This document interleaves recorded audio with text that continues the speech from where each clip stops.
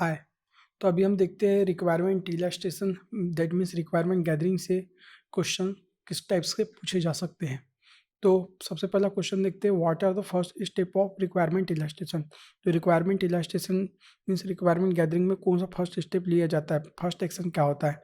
तो यहाँ पे दिया गया identify the stakeholder, listing और requirement gathering all of the mention.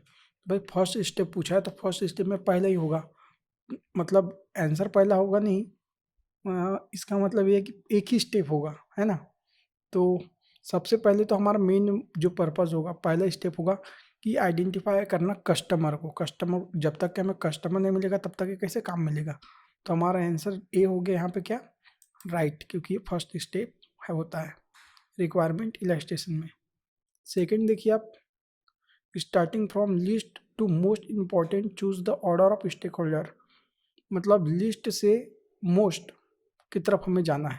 सबसे ज़्यादा इंपॉर्टेंट कौन होता है हमारे लिए, कस्टमर होता है, फिर उसके बाद मैनेजर होता है, उसके बाद देखते हैं अब क्या है ऑप्शन में। तो ठीक है, तो लिस्ट मतलब सबसे कम, तो सबसे कम हमारे लिए लिस्ट होगा अर्ली लेवल ऑफ प्रोफेशनल्स हो सकता है, उसके बाद में middle level of stakeholder हो सकता है, उसके बाद क्या हो सकता है आपका मैनेजर होगा, उसके बाद में यूज़र होगा। तो इस तरीके से हमारा क्या बन गया, ये ऑर्डर बन गया, प्रॉपर ऑर्डर बन गया। तो देखिए कौन सा ऑर्डर दिख रहा है इसमें, राइट। तो अर्ली के बाद मिडिल मतलब सेकेंड, उसके बाद फोर, सेकेंड उसके बाद four means option C. Option C is your right answer. उसी देखते हैं नेक्स्ट आपका, arrange the task involve in requirement elicitation in appropriate manner. Appropriate manner में हमको अरेंज करना है, ठीक है। तो जो requirement elicitation means requirement gathering जो प्रोसेस होता है, इलास्ट्रेशन जो प्रोसेस होता है, उसमें कौन कौन से किस मैनर में हम परफॉर्म करते हैं। तो सबसे पहले हम क्या करते हैं भाई, सबसे पहले हम रिक्वायरमेंट गैदर करते हैं, ठीक है। यूज़र क्या चाहता है, क्या उसकी ज़रूरत है, उसके बाद उसको क्या करते हैं, उसे हम इवेल्यूएशन परफॉर्म करते हैं, इवेल्यूएट करते हैं। उसके बाद हम क्या करते हैं, प्रायोरिटाइजेशन मीन्स कौन से मतलब कौन से रिक्वायरमेंट को कितना प्रायोरिटी देना, कितना पॉइंट देना है, ये हम देखते हैं। उसके बाद हम क्या देखते हैं, कंसोलिडेशन। तो हमारा क्या हो गया, पहला थर्ड, उसके बाद में फोर, उसके बाद में टू, उसके बाद वन। तो पहला थर्ड, उसके बाद में फोर, उसके बाद फोर मीन्स ऑप्शन बी आपका क्या होगा, राइट, ठीक है। तो इस प्रकार के क्वेश्चंस आपके एग्जाम में बनते हैं, ठीक। उसके बाद देखिए आपका, what are the types of requirement in quality function deployment. जब मैंने बोला QFD का फुल फॉर्म क्या होता है, क्वालिटी फंक्शन डिप्लॉयमेंट। तो उसमें किस टाइप की रिक्वायरमेंट लिया जाता है, ठीक है। तो देखिए इसमें जो, अब ये आपको पढ़ाया नहीं गया है लेकिन इसमें बता देता हूँ कि इसमें नॉर्मल एक्सपेक्टेड क्या एक्सेप्ट करता है, क्या नॉर्मल मतलब उसका रिक्वायरमेंट है, और क्या एक्साइटिंग रिक्वायरमेंट है, ये सब चीज़ों को देखा जाता है, ठीक है। तो according to QFD, normal expected and exciting requirement minimize the customer satisfaction from the software engineering process, ठीक है। तो आपका ये आंसर हो गया राइट। अब देखिए नेक्स्ट क्वेश्चन नंबर 5।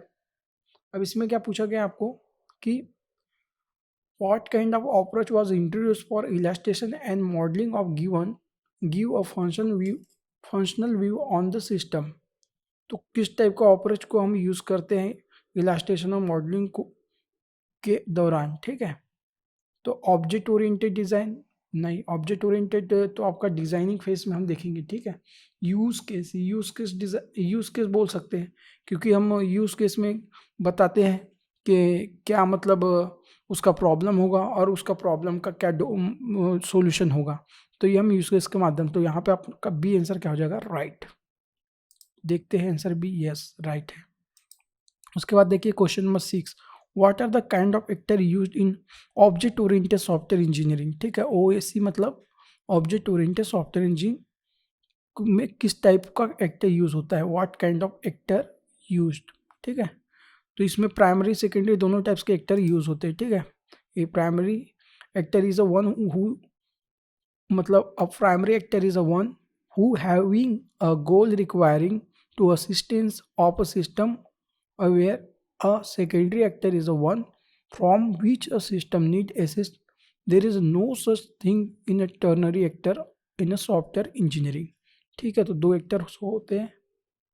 अब देखिए नेक्स्ट क्वेश्चन हम देखते हैं, why requirement elicitation is difficult task. तो यार बिल्कुल डिफिकल्ट टास्क है, क्योंकि रिक्वायरमेंट इलास्टिसिटी में कस्टमर को ढूंढना, फिर कस्टमर की प्रॉब्लम को समझना, उसको समझना, फिर उसमें मतलब इवैल्यूएशन करना, चेकिंग करना, ये बहुत बड़ा मतलब बिग टास्क होता है। तो इसीलिए इसको हम डिफ़िकल्ट टास्क भी कहते हैं, ठीक है। तो क्यों है, तो प्रॉब्लम ऑफ स्कोप, यस बोल सकते हैं, प्रॉब्लम स्कोप ऑफ प्रॉब्लम की वजह से भी डिफ़िकल्ट हो सकता है। दूसरा प्रॉब्लम ऑफ अंडरस्टैंडिंग, जैसे अगर आपको कस्टमर जो ढंग का नहीं मिला, कस्टमर अपनी रिक्वायरमेंट को प्रॉपर तरीके से नहीं बता पा रहा है, तो रिक्वायरमेंट को समझने में भी डिफ़िकल्टीज हो सकती है। इसे क्लाइंट अपने स्टेक होल्डर को, या फिर बोल सकते हैं आप सॉफ्टवेयर इंजीनियर को। प्रॉब्लम ऑफ ओलाइटी, ठीक है, ये भी हो सकता है। तो all of the mention option D is the right answer, ठीक है। उसके बाद देखिए क्वेश्चन नंबर 8 में, what are the requirement gathering method develop at IBM in 1970 is used in managing requirement elicitation. तो ये बोलता है कि what requirement gathering method is develop at IBM ने डेवलप किया था 1970 में, किस पर्पज़ के लिए, मैनेजिंग द रिक्वायरमेंट इलास्ट्रेशन को मैनेज करने के लिए डेवलप किया था, ठीक है। तो ये क्वेश्चन है और इसको हम पढ़ाए नहीं हैं, लेकिन इसमें देख लेते क्या आंसर है। ये क्वेश्चन आपके लिए इम्पोर्टेंट है, बोथ जेड एंड ट्रेसेबिलिटी। तो इस दोनों चीज़ को, ट्रेसेबिलिटी को और जेड को मेंटेन करने के लिए आपको जो रिक्वायरमेंट गैदरिंग मेथड जो है वो IBM के द्वारा डेवलप किया गया था 1970 में, ठीक है। इसको आप देख लीजिएगा, अच्छे से पढ़ लीजिएगा, इसमें दिया गया है, ठीक। Requirement elicitation is a cyclic process, yes, requirement illustration cyclic process होता है, क्योंकि यहाँ साइक्लिक फॉर्म में वो वर्क करता है, इसलिए यस ट्रू बोल सकते हैं आप, ठीक है। क्योंकि requirement traceability provide the bidirectional traceability between the various association requirement, ठीक है। तो आपका ये हो गया। How many scenario are in requirement elicitation activity, कौन कौन से सिनारियो, तो बेसिकली जो होते हैं हमारा 4 सिनारियोज हम देखते हैं, ठीक है। तो आपका 4 इसका आंसर हो जाता है। जैसे 4 सिनारियो में आपका आता है ऐसे scenario, visionary scenario, evaluation scenario, training scenario. ये जो 4 सिनारियोज जो होते हैं आपके रिक्वायरमेंट इलास्ट्रेशन एक्टिविटीज़ में होते हैं। तो ये हुए हमारे 10 क्वेश्चंस।